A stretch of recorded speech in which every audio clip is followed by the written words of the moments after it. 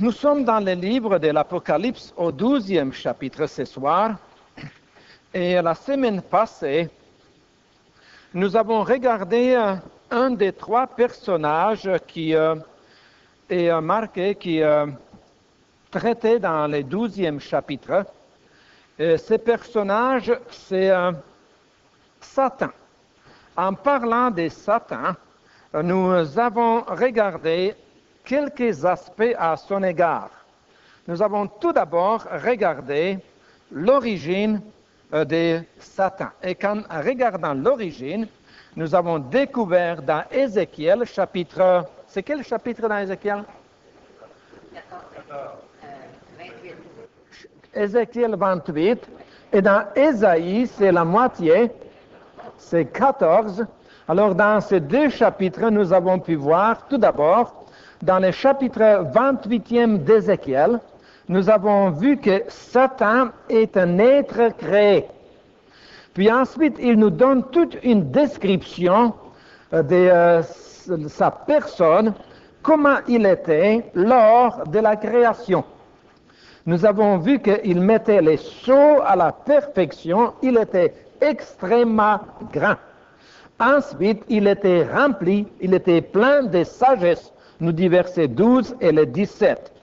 Il n'est pas omniscient, mais très sage, il était. Puis au verset 12 et 17 aussi, nous avons pu voir sa beauté, l'éclat qu'il possédait. Et nous avons aussi pu souligner la base de la beauté étant les 7 couleurs. Puis ensuite, nous avons aussi remarqué que son habitation était sur la sainte montagne de Dieu, dans la présence de Dieu même. Puis aussi, il nous dit qu'il était à Éden, dans les jardins de Dieu. Puis ensuite, il nous a dit aussi qu'il était couvert de pierres précieuses, c'est-à-dire qu'il possédait des richesses. Et dans Matthieu chapitre 4, dans la tentation, une des choses qu'il présente au Seigneur, il lui offre des richesses et la gloire du royaume, parce qu'il dit, cela lui était donné, ça lui appartenait. Nous avons vu également qu'il était doué de musique, les flûtes, les tambourins et les 7 notes qu'il possédait. Ensuite, en dernier, nous avons aussi remarqué qu'il était appelé les chérubins protecteurs. Et la tâche des chérubins était en effet la protection de la gloire de Dieu. Dans Genèse 3, verset 24, il en parle des chérubins qui protégeaient l'accès à l'arbre de vie. C'était la première des choses que nous avons regardées. La deuxième chose que nous avons regardée ensuite, c'était sa chute, sa dégradation. Et nous avons vu dans Ésaïe chapitre 14, verset 4 à 14, à travers de ces rois de Babylone, nous avons pu constater la cause de sa chute. Et nous avons souligné au verset 13e l'expression « je » qui se répète constamment, c'est lui, c'est lui, c'est lui. Et en réalité, Ézéchiel 28 nous dit au verset 17 que c'était l'orgueil qui a causé sa chute pour laquelle il a été précipité de sa place. Ok, ça c'était les deux premières choses que nous avons regardées. Ensuite, nous avons commencé à regarder la description que la parole de Dieu lui accorde. Comment il est décrit. Et je vous ai dit que j'avais trouvé dans mes filières un dessin que quelqu'un a mis sur une étude concernant Satan avec des cornes, avec la queue, avec une fourche, puis avec les oreilles comme les Batman, quelque chose de cette sorte. Alors, c'était épeurant. Et ce que nous avons déjà vu dans Ézéchiel, ce n'est pas cette image-là. Et d'ailleurs, l'apôtre Pierre nous dit qu'il est un ange de lumière. N'est-ce pas? Alors, nous avons vu tout d'abord, selon les descriptions ou les noms qui lui sont donnés, ces descriptions, ces noms démontrent ses activités aussi bien que son caractère et sa personnalité du temps présent. Les premiers noms que nous avons vus, c'est son nom, les noms propres, c'est Satan. Et il veut dire, ce nom veut dire adversaire, ou en réalité l'ennemi de Dieu. Alors Satan, tout d'abord, primordialement, est l'ennemi de Dieu. Et non seulement qu'il est l'ennemi de Dieu, il est aussi l'ennemi de tous ceux qui prennent la part de Dieu. Il est l'ennemi aussi de l'homme. La deuxième expression que nous avons regardée, c'est les diables, diabolos, les calomniateurs, diffamateurs, accusateurs. Alors, ça, il est spécialiste là-dedans, fort capable. Et nous avons dit qu'il fait cela à différents niveaux. Il diffame Dieu auprès de l'homme, et il diffame l'homme dans la présence de Dieu, et il diffame l'homme à l'homme, et il diffame même l'homme à soi. N'est-ce pas? Troisième, c'est des descriptions, c'est dans notre texte, dans l'Apocalypse chapitre 12e. Peut-être que nous pouvons lire verset 3e. Il dit, un grand signe parut encore dans le ciel, et voici c'était un grand dragon rouge, ayant 7 têtes et 10 cornes, et sur ses têtes 7 diadèmes. Sa queue entraînait les tiers des étoiles du ciel et les jetait sur la terre. Nous allons revenir rapidement sur le chapitre 12e, après que nous avons regardé les personnages mentionnés, que nous les avons identifiés. Okay? Alors, il y a certainement des choses que là, ça nous intéresse de savoir qu'est-ce qu'il est en train de faire là. Hein? Mais avez-vous remarqué sa description? Il est présenté comme un dragon rouge, avec 7 têtes, 10 cornes, hein? Avec des diadèmes sur ses têtes, avec une queue avec laquelle il entraîne les étoiles du ciel. Alors c'est tout un monstre, n'est-ce pas, qui est présenté. Une nature monstrueuse, c'est tout ce qu'on peut dire. Ensuite, dans Genèse, et non seulement dans Genèse, dans différents passages, il nous est présenté comme les serpents. Alors tournez s'il vous plaît dans Genèse, le chapitre 3e. Chapitre 3, au verset 1er nous dit, les serpents étaient les plus rusés de tous les animaux des champs que l'Éternel Dieu avait fait. Alors, Satan, ici à cet endroit, emprunte ou se sert de cet animal qui est le serpent. Mais à partir de ce moment-là, dans Ésaïe chapitre 27, il est appelé serpent. Et non seulement là, mais aussi dans Apocalypse chapitre 9, chapitre 12. Dans notre passage qui est devant nous, chapitre 12e, il l'appelle au verset 9e. Regardez au verset 9, quand il l'identifie, il dit « Et il fit précipiter les grands dragons ». Puis ensuite, il les nomme les serpents anciens, appelés le diable et Satan, celui qui séduit toute la terre. Alors, en parlant ou cette description, cette nomination, les serpents, il parle particulièrement de sa ruse et de sa méchanceté dans laquelle il séduit.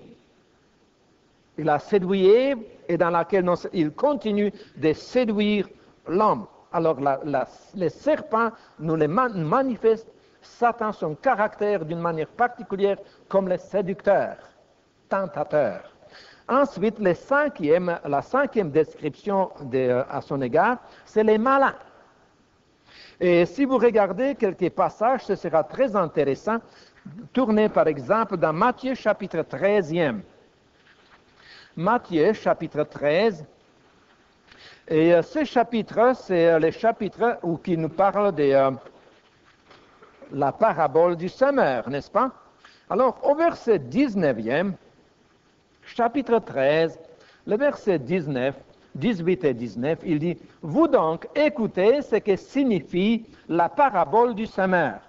Lorsqu'un homme écoute la parole du royaume et ne la comprend pas, les malins viennent et enlèvent ce qui a été sémé dans son cœur. Voici, les malins, et son travail, c'est faire quoi?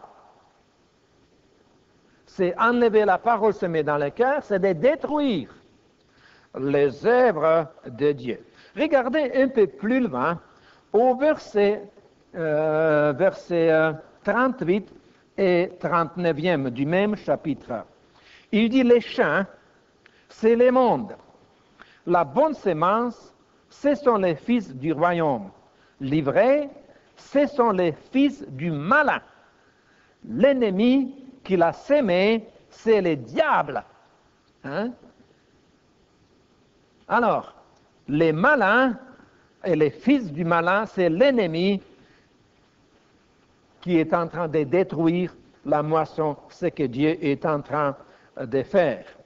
Dans Éphésiens, vous connaissez certainement le chapitre 6e, quand il nous dit de nous revêtir de toutes les armes de Dieu. Et tout à l'heure, nous allons revenir sur ces passages, mais il nous parle des traits enflammés des malins. C'est quoi en réalité? Ce sont les flèches que l'adversaire est en train de tirer contre les enfants de Dieu.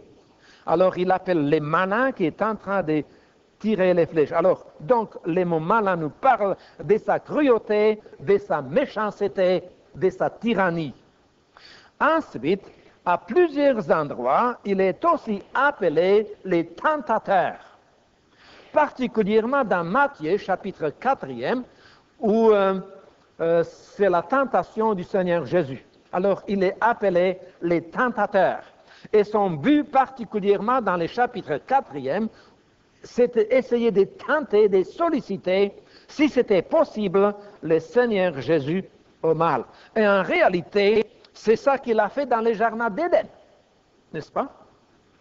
Il a fait ça avec Adam et Ève, il a fait ça avec l'homme, il a essayé de tenter le Seigneur Jésus, et en réalité, il fait ça avec vous, avec moi. N'est-ce pas? C'est un tentateur. Septième description qu'il lui est donnée, il est appelé aussi le Dieu de ce monde.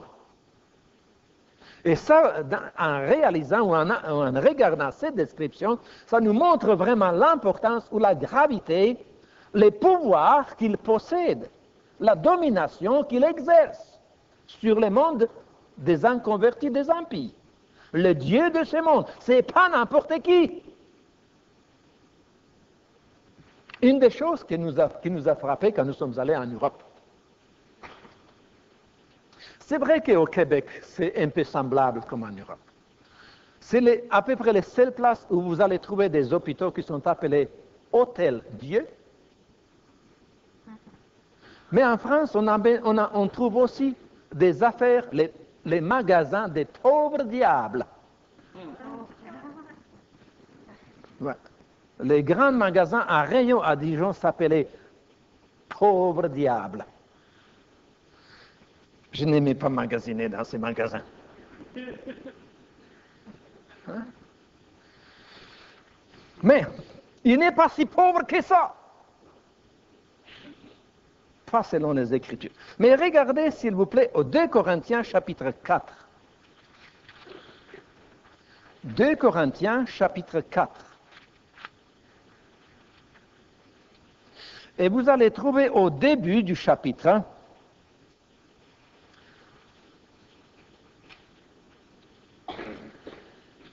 il dit au verset 3e, il dit, si notre évangile est encore voilé, il est voilé pour ceux qui périssent. N'est-ce pas? Pourquoi? Pour les incrédules dont le Dieu de ce siècle a aveuglé l'intelligence afin qu'ils ne vissent pas briller la splendeur de l'évangile de la gloire de Christ, qui est l'image de Dieu. Qui encore? Il est le Dieu de ce siècle. Remarquez, c'est avec un petit D, le Dieu de ce monde. Et c'est très intéressant de constater que dans les mêmes épîtres, si vous allez dans les chapitres 11e plutôt, vous allez trouver qu'il a ses ministres. Il nous décrit les ministres de Satan dans les chapitres 11e.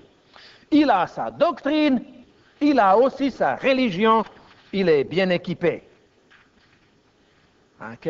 Ça, c'est le Dieu de ce siècle, le Dieu de ce monde. Numéro 8, et puisque vous avez les notes, vous avez les références, ça vous permet de les regarder à la maison, alors ça me aussi permet d'aller un peu plus vite. Éphésiens chapitre 2, et là j'aimerais que vous y tournez, parce qu'au moins nous pouvons regarder une référence pour chacune des descriptions. Alors, Éphésiens, le chapitre 2e, au verset 2e, il dit ceci. Verset 1 nous dit, « Vous étiez morts par vos offenses et par vos péchés dans lesquels vous marchiez autrefois, selon les trains de ce monde, selon les princes de la puissance de l'air, de l'esprit qui agit maintenant dans les fils de la rébellion. » Les princes de la puissance de l'air. Pas n'importe qui, n'est-ce pas? Alors, si je puis dire, s'il parle les princes, c'est qu'il y a des armées qui sont à son service et qu'il commande les anges déchus, les puissances démoniaques qui sont à son service, hein? Les puissances diaboliques. C'est toute une organisation qu'il a. Une organisation formidable, une armée qu'il commande. Il est le prince. Puis aussi dans Jean chapitre 12, les versets 31 et 14-30, le Seigneur Jésus l'appelle les princes de ce monde. Les princes de ce monde. Numéro 10, voici, j'ai arrêté d'énumérer toutes les descriptions qui sont données, et j'ai mis tout dans un panier pour finir, là. Le numéro 10, dans Jean 8, il est appelé comment? Le meurtrier. C'est un meurtrier. Dans chapitre 8 aussi, il est appelé comment? Le père du mensonge. Là, vous savez donc d'où viennent les mensonges. Entre parenthèses, qu'est-ce qui est correct de dire? Mensonge ou menterie? C'est la vérité. C'est ça. Vous l'avez déjà entendu, hein? Il faut dire la vérité. Parce que mensonge ou menterie ont la même source. Et il n'y a pas de mensonge sanctifié. Non, ça n'existait pas. L'apôtre Pierre, il l'appelle le lion rugissant. Je n'étais jamais dans un jungle, mais il paraît que le rugissement des lions, c'est extrêmement éthérant. Alors je reste là où il n'y a pas trop de lions. Hein? Mais il est appelé le lion rugissant, qui cherche qui il pourrait dévorer. Le Seigneur Jésus, dans Luc 11, il l'appelle l'homme fort. L'homme fort qui possède la maison, qui est le maître de la maison, et que pour vraiment s'emparer et pour piler ses biens, il fallait quoi faire avec? Il fallait les lier d'abord, les maîtriser. C'est ça que le Seigneur Jésus devait faire pour nous libérer de la prise de l'adversaire de cet homme fort. Dans Jean 10, le Seigneur Jésus l'appelle un loup. Hein? Un loup ravisseur, un loup qui cherche de dévorer. Dans le même chapitre, le Seigneur Jésus l'appelle voleur. Alors il est le père du mensonge, il est le meurtrier et il est le voleur. Et sur les meurtres, sur les vols et sur la menterie, vous avez pas mal de choses qui découlent de là. Puis, le Seigneur Jésus aussi l'appelle les princes des démons. Belzébul, le prince des démons. C'est ça qu'il est. Hein? Alors, avec toute cette description, nous pouvons nous représenter quelle sorte de personnage est véritablement Satan. La quatrième chose que je voulais vous faire remarquer, c'est sa défaite. Okay? Dans Genèse chapitre 3, le verset 15e, c'est une première prophétie sur Satan. Est-ce que vous connaissez le verset 15e? Hein?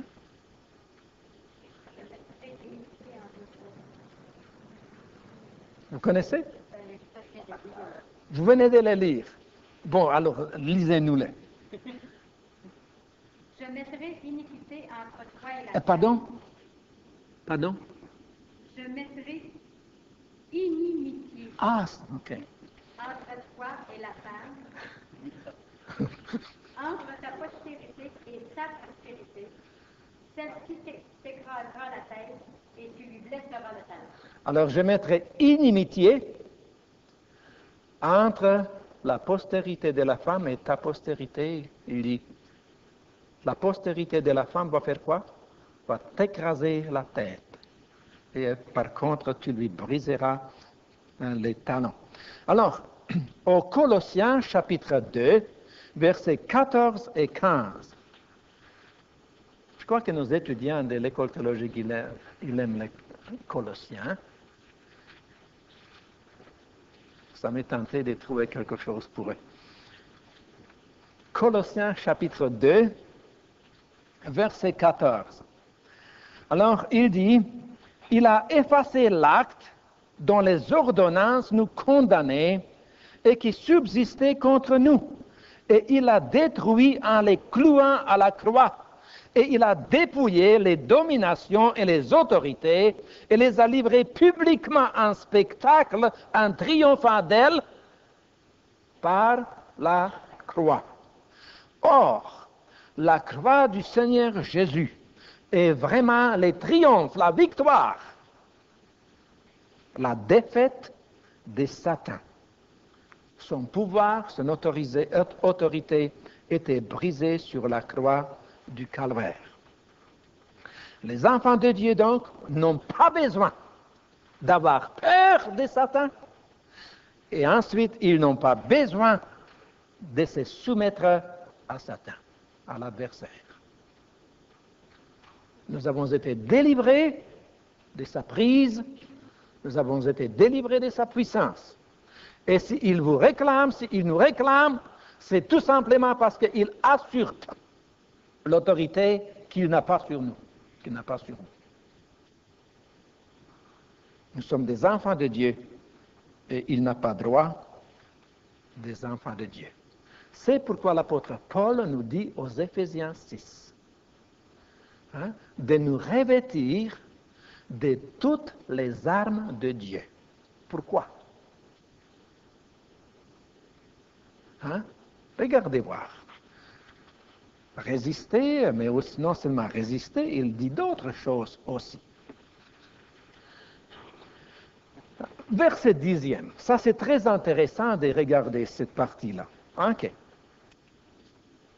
Au verset 10, il dit, au reste, fortifiez-vous dans le Seigneur. C'est là notre force, n'est-ce pas? Et par sa force toute puissante. Satan n'est pas tout puissant. Il est puissant, le Seigneur Jésus est tout puissant. Verset 11, il dit, revêtez-vous de toutes les armes de Dieu, afin de pouvoir tenir ferme contre les ruses du diable. Est-il possible pour les enfants de Dieu de tenir ferme, de ne pas succomber dans les ruses du diable? Est-il possible? Si l'apôtre Paul parlait la vérité, il est possible. Parce qu'il dit de pouvoir tenir ferme. Alors s'il dit pouvoir, c'est que c'est pouvoir. C'est ça? Il me semble qu'en français, le mot pouvoir va dire ça. Alors de pouvoir tenir ferme contre ces ruses, il dit car nous n'avons pas à lutter contre la chair et les sangs, Mes frères, mes sœurs, ce n'est pas juste avec la chair que nous avons affaire, avec ce qu'on peut toucher. Imaginez-vous qu'est-ce qu'il y a. Regardez qu'est-ce qu'il y a en arrière de nos corps et de notre sein. Il dit, ce sont les dominations, ce sont les autorités, ce sont les princes de ces mondes de ténèbres, ce sont les esprits méchants dans les lieux célestes.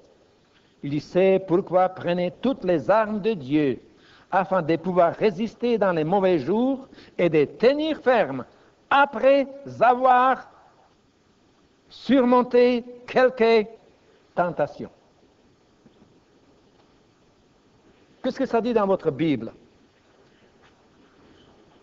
Combien ont vu qu'est-ce que ça dit dans leur Bible? Voulez-vous les mettre la main? Regardez vous autres qui n'avez pas vu ça. J'aimerais bien que vous me dites, que vous me épelez ces mots qu'on cherche. Pardon? T-O-U-T, est-ce que c'est dans toutes les Bibles comme ça? Tout surmonté. Imaginez-vous si on vraiment regarde ce que la parole de Dieu nous dit. Hein? Pouvoir tenir ferme, tout surmonter. Il dit, tenez donc ferme, ayez à vos reins la vérité pour ceinture, ça nous prend la vérité pour combattre les mensonges. On ne peut pas combattre un mensonge par mensonge. Hein? Il dit, tenez, prenez la vérité pour ceinture, la cuirasse pour la justice pour la cuirasse, et il dit, mettez sur vos pieds les ailes de l'évangile, d'épée. Les ailes, c'est contraire de quoi? Paresse? Oui, même en français. Il dit, prenez par-dessus tout cela les boucliers de la foi. Pourquoi pas les dots?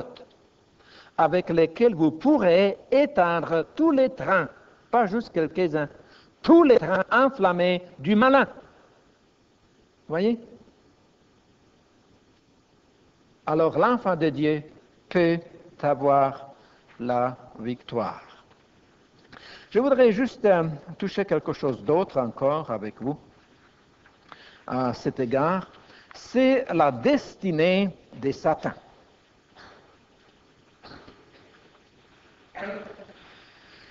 Dans Ézéchiel, chapitre 28, et à ce moment-là, peut-être nous pouvons regarder rapidement ces 4 aspects où c'est ça.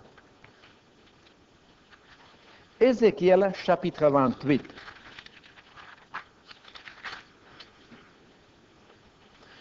Au verset 4e, il nous dit ceci, par ta sagesse et par ton intelligence, tu t'es acquis des richesses, tu as amassé de l'or, de l'argent dans ton trésor.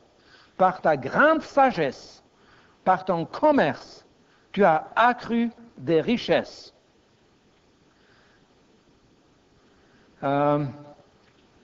C'est pourquoi, ainsi parle le Seigneur l'Éternel, parce que tu prends ta volonté pour la volonté de Dieu, voici je ferai venir contre toi des étrangers, les plus violents d'entre les peuples. Ils tireront l'épée contre ton éclatante sagesse, c'est ça. Et ils sueront ta beauté. Ils te précipiteront dans la force, et tu mourras comme ceux qui tombent percés des coups. Il y a d'autres références dans Apocalypse chapitre 12, mais je voudrais vous donner cet aspect-là. C'est que, en réalité, sa première défaite, c'était quand il a tombé, quand il était précipité sur la terre. C'est trouvé dans les jardins d'Éden. À ce moment-là, sa demeure était sur la terre. Auparavant, nous avons lu que sa demeure était sur la sainte montagne de Dieu, rappelez-vous. À partir de sa chute, sa demeure n'était plus sur la sainte montagne de Dieu, sa demeure était sur la terre parce que c'est là où il était précipité. Mais il avait accès, n'est-ce pas, dans le ciel. Dans Apocalypse, le chapitre 12e, Apocalypse chapitre 12, au verset 10e, il dit, Et j'entendis dans les ciels une voix forte qui disait, « Maintenant le salut est arrivé, et la puissance, et le règne de notre Dieu, et l'autorité de son Christ. Car il a été précipité l'accusateur de nos frères, celui qui les accusait devant notre Dieu, jour et nuit. »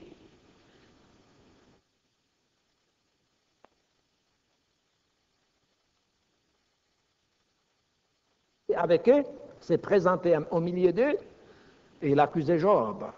Ici, le Seigneur Jésus dit à Jean, dans sa vision, il peut voir que l'accusateur des frères, qui était là constamment, qui les accusait jour et nuit, qui nous accuse jour et nuit. Il dit, le temps va venir où cet accès vers le ciel, lui, sera barré. Il sera complètement exclu du ciel. Aucun accès. Troisième part de sa défaite, c'est quand nous regardons dans le chapitre 20e de l'Apocalypse, chapitre 20, où nous trouvons que non seulement qu'il est exclu du ciel, qu'il n'a plus aucune entrée, aucun accès dans le ciel, mais il nous dit au début, il dit, puis j'ai vu, chapitre 20, verset 1er, il dit, puis j'ai vu descendre du ciel un ange qui avait la clé de l'abîme et une grande chaîne dans sa main. Il saisit les dragons, les serpents anciens qui est le diable et Satan. Vous avez plusieurs de ces noms qui sont ici, n'est-ce pas? Et il les lia pour 1000 ans et les jeta dans l'abîme, ferma et scella l'entrée au-dessus de lui, afin qu'il ne séduisît plus de nations, jusqu'à ce que les 1000 ans fussent accomplis. Après cela, il dit, il faut qu'il soit délié, mais c'est cela pour un peu de temps. Okay? Alors, troisième étape dans sa défaite, c'est quand il va être lié. Puis l'étape finale, au chapitre 20e, alors il sera lié, il dit, pour 1000 ans. Au verset 7e, il dit, quand les 1000 ans seront accomplis, Satan sera délié de sa prison. Mais ce ne sera pas pour longtemps, juste pour un petit peu de temps. Et il sortira pour séduire les nations qui seront aux quatre coins de la terre, Gog et Magog, afin de les rassembler pour la guerre. Leur nombre est comme les sables de la mer. Puis, un peu plus loin, il nous dit, verset 10, et le diable qui les séduisait fut jeté dans l'étang des feux et des soufre, où sont la bête et les faux prophètes. Et ils seront tourmentés jour et nuit au siècle des siècles. Ça, c'est la destinée finale de l'adversaire, le diable. Alors, si nous considérons vraiment la personne de Satan, nous réalisons non seulement qu'il existe, mais que c'est un personnage dangereux qui tient les enfants de la rébellion et les inconvertis dans l'esclavage du péché, dans l'ignorance et dans la perdition. Il est leur Dieu. C'est un meurtrier, c'est un menteur, c'est un voleur. Et la seule manière que pour être délivré de son pouvoir, de sa prise, c'est par la personne de Jésus-Christ qu'il a vaincu. Il n'y a pas d'autre manière. Parce qu'il y a tout simplement des sphères, ou si je puis dire, des royaumes. Alors, soit que vous êtes dans les royaumes du diable, dans les royaumes de Satan, ou que vous êtes dans les royaumes de Dieu. Vous ne pouvez pas avoir un pied dans une place et l'autre pied dans l'autre place. Ce n'est pas possible. Soit que vous êtes sauvé, ou que vous êtes perdu. Soit que vous êtes l'enfant de la lumière, ou que vous êtes l'enfant des ténèbres. Soit que vous avez pour père, qu'est-ce que dit le Seigneur Jésus à Jean 8? Soit que vous avez pour père le diable, ou que vous avez pour père le Père céleste, et que vous pouvez dire Père, Père. Ça, c'est un privilège de pouvoir appeler les créateurs, les sauveurs, Père. Notre Père, mon Père, l'un ou l'autre. Pour sortir de son pouvoir, pour sortir de sa prise de son royaume. Il y a une porte. Savez-vous comment s'appelle cette porte-là? C'est la croix du Calvaire. C'est la croix du Calvaire qui est la victoire de l'adversaire, le diable. Je ne voudrais pas que vous allez chez vous et que vous faites des cauchemars. Je ne voudrais pas non plus parce que ça va arriver. Ça va arriver parce que ça m'est arrivé. Pas une fois, mais maintes fois. Je me rappelle pendant que j'étais en Suisse, j'étais dans un endroit, puis entre parenthèses, la Suisse est protestante. Il y a beaucoup de chrétiens en Suisse. Beaucoup de chrétiens. Mais la Suisse, est aussi dans la prise de l'adversaire, le diable. Il y a des sorcelleries en Suisse comme vous ne pouvez pas vous imaginer. Je crois que l'Afrique est plus semblable à la Suisse. La sorcellerie partout dans les campagnes. Je me rappelle, j'étais dans des endroits. J'étais vraiment saisi de peur. Il me semblait qu'il y avait quelque chose qui me serrait, qui voulait m'étouffer. Et dans des moments quand vraiment la présence de l'adversaire s'est fait connaître, paniquez pas. Tout simplement, regardez vers le Seigneur Jésus et dit, Seigneur Jésus, couvre-moi de ton sang. Cache-moi à l'ombre de la croix. C'est le sang de Jésus-Christ, c'est la croix de Jésus-Christ qui est notre victoire, et notre foi, par la foi. Regardez 1 Jean chapitre 4. 1 Jean chapitre 4. Il faut se rappeler que notre adversaire est vaincu. La victoire est déjà remportée. La sentence est déjà prononcée. Vous voyez, quand vous avez un jugement, quand vous avez un tribunal et la sentence est prononcée, puis après, il faut tout simplement, on attend les jours où la sentence est exécutée. Alors Satan, il sait qu'il est vaincu. Il sait qu'il est condamné. Il sait que son temps est limité, que son temps est court. C'est ça qu'il nous dit dans l'Apocalypse 12. Hein? C'est pourquoi il est en colère. Mais Jean nous dit, chapitre 4, 1 Jean, chapitre 4, je vous dis de tourner dans Jean, puis je n'ai pas tourné moi-même. Ok, mais voici. Il dit, chapitre 4, verset 4, il dit, « Mais vous, petits enfants, vous êtes de Dieu, n'est-ce pas? Vous êtes les enfants de Dieu, donc vous êtes de Dieu. Et vous les avez, quoi? Vaincus.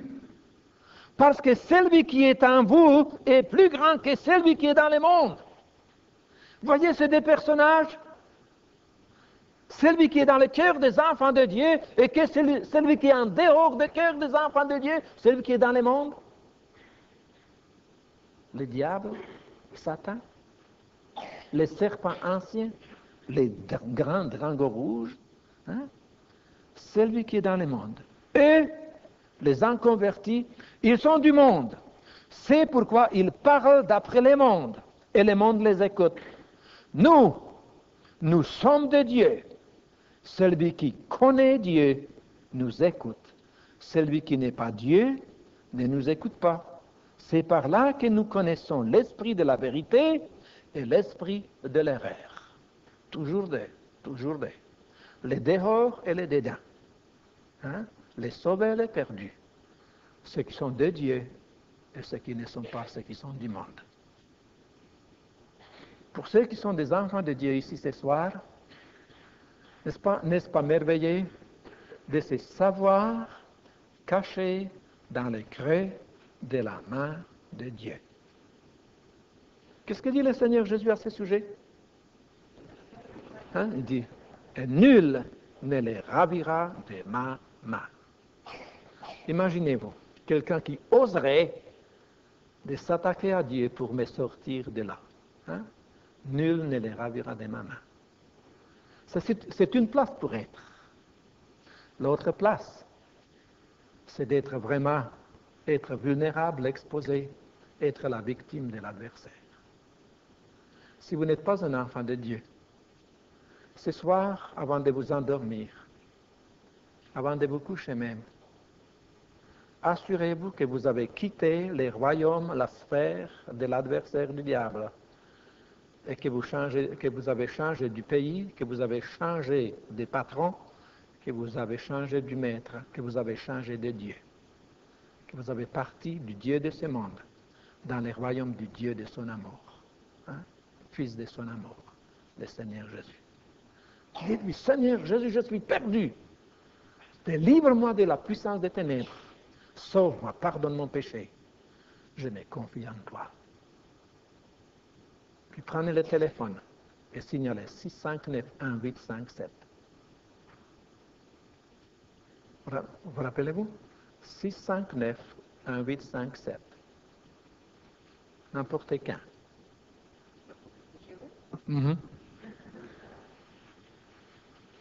Prions. Seigneur Jésus, nous voulons te remercier de cette merveilleuse victoire. Qu'il est bon, qu'il est agréable, qu'il est doux, Seigneur Jésus. Quelle paix inonde nos cœurs de savoir que personne ne peut nous toucher sans ta permission, que même pas un cheveu de notre tête, de ma tête, ne peut tomber à terre, ne peut être touché sans que tu le permettes. Oh Seigneur Jésus, nous te louons que tu as vaincu l'adversaire et que tu nous offres la victoire. Merci Seigneur Jésus en ton précieux nom. Amen. La semaine prochaine,